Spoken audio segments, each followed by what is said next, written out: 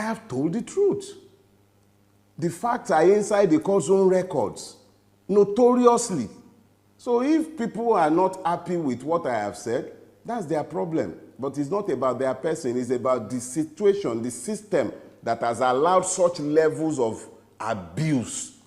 We cannot have a system that regulates impunity and then that licenses men to act as though they are gods and citizens as serfs that they can simply trample upon their head and then use the courts to legitimize the evil. No. So you are saying what you have inferred in this book to me looks like a frustration of a lawyer who has seen the worst case scenario of what could have happened in any justice system, even in hell.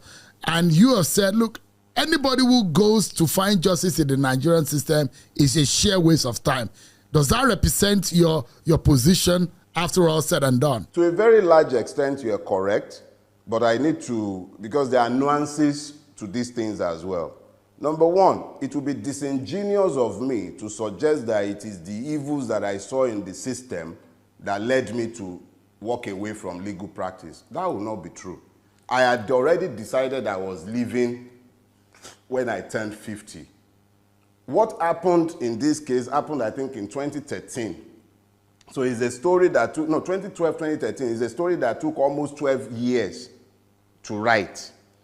So even after it had happened, I remained in practice for, I think, another 5 years before retiring. So it wasn't because of this. But when it comes to the truthfulness of your assertion that I had become disenchanted with the capacity of the system to deliver anything of value, you're completely correct.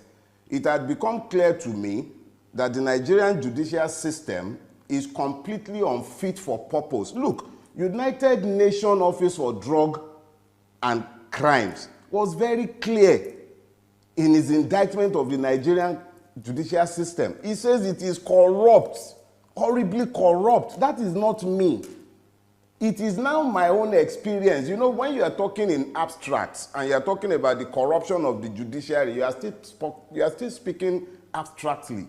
What I have done is to offer my own first-hand experience within the system.